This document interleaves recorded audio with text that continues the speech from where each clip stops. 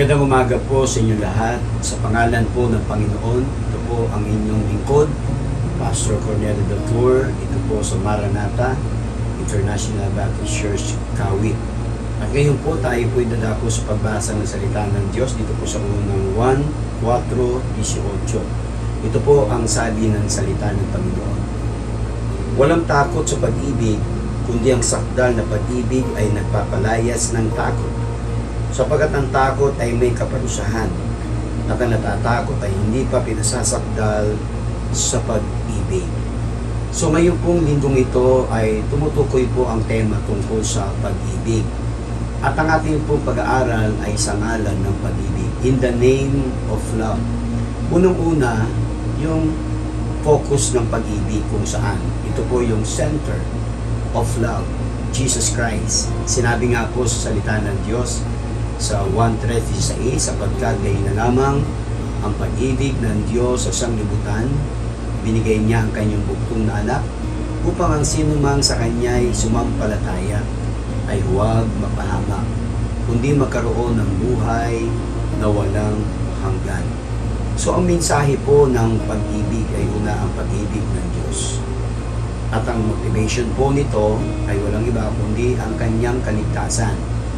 At tunay po sinabi po doon, ang sino mang sa kanya'y sumampalataya ay hindi na mapapahamak at magkakaroon ng buhay na walang hanggan. Kung titingnan at ating pong babasahin ang salita ng Diyos, ang Biblia po ay nagsasabi na may pangako ang Panginoon. Ito ang pag-asa. Ang pag-asa ni Valentino ay wala tayong makikita at walang pag-asa. Sapagkat yan ay hindi talaga tunay na pag-ibig. Sapagkat ang pag-ibig ay tinatawag na agape. Ito yung pag-ibig ng Panginoon. Sino man sa atin ay walang makapapantay sa pag-ibig ng Diyos. Kaya nga sa kabila ng tayo makasalanan pa, si Kristo ay namatay sa atin. Kaya ang kahulugan, ang center of love ay walang iba. Ay pinatutukuyan po dito, walang iba kundi ang ating Panginoon, so that we will have confidence on the day of judgment. Sabi ng Bible, there is no fear in love, but perfect love drives out fear, because fear has to do with punishment. Perfect love casts out fear, according 1 John 4:18. Sabi nga, God is love. Ang sino mang umiibig sa Panginoon ang iniibig ng Diyos. At ito yung dalawa, mga kapatid, not only the center of love, ang pinakahuli, yung the concept of love. The concept of love. Ano po ibig sabihin po? Yung perfect love. Perfect love. So God understand that we don't have to strive for perfection because of grace. No, hindi po tayo perfecto. Subalit ang pag-ibig ng Diyos ay perfecto. Wala pong makakabatid, makakapantay sa pagmamahal ng Panginoon sa kabila ng tayong makasalanan pa. At ang sabi ng salita ng Diyos ay binigay ang kanyang kaisa-isang anak, walang iba kundi ang ating Panginoon. So what is God's perfect love? So ating makita, mga kapatid, God's perfect love is unconditional. Unconditional, selfless, at also and eternal. Ito, mga kapatid, ay masusumpungan po natin. At ang sentro, ang focus ng pagmamahalan ay patungkol sa ating nakapagligtas. So, ang pag-ibig natin sa kapwa, that is brotherly love. Ang pag-ibig sa ating kapatid, ang pag-ibig po sa ating Panginoon ay yung agape love. But yung lustful love, ito yung pag-ibig na pansamantala.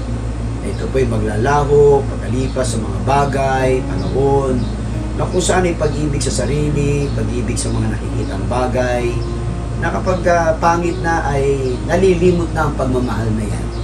Subalit ang pag-ibig na tinutukoy sa banal na kasulatan ay wala nang iba kundi mula pa noon hanggang sa ngayon at sa darating na panahon, na ito ang mananatili ang pag-ibig ng Diyos. So sabi nga, tatlo po yan. Yung pong pag-asa, pananampalataya at pag-ibig. Subalit ang mananatili ay ang pag-ibig ng Panginoon. So, ang concept of God's perfect love is beautiful. Sabi nga mga kapatid, underscore the sacrificial nature of God's perfect love. For God so loved the world.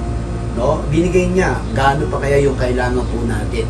Kaya pag tayo nasa Panginoon, mawawala lahat ng takot. Hindi tayo binigyan ng Diyos ang espiritu ng pagkatakot. Sabi nga po, yan sa unang sulat ni Timoteo sa unang 7. At tayo po binigyan ng Diyos ng pag-asa at ang impyerno at ang kawalang hanggang kaparusahan ay hindi na natin katatakutan yan sapagkat kapag ang Panginoon ay sumasa atin. Sabi nga ni David, kahit ako'y lumalakad sa libis ng kadiliman, ay wala akong anumang katatakutan sapagkat siya ay sumasa akin. So purihin ng Panginoon ngayong umaga sapagkat ang dalawang bagay na tinukoy po natin sa ngalan ng pag-ibig. Una, ating tinignan po dito, the center of love is Jesus Christ.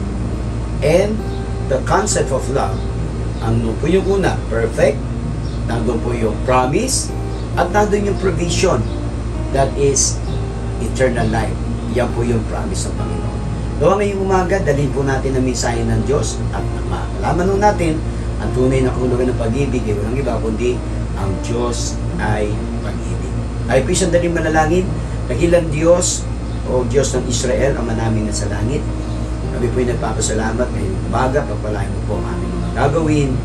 O Panginoon, patuloy po na magturo po sa amin na magmahal, umibig, at higit sa lahat, Panginoon, Ikaw ang aming mahalin. Higit sa lahat ng bagay, Ikaw ang aming unahin.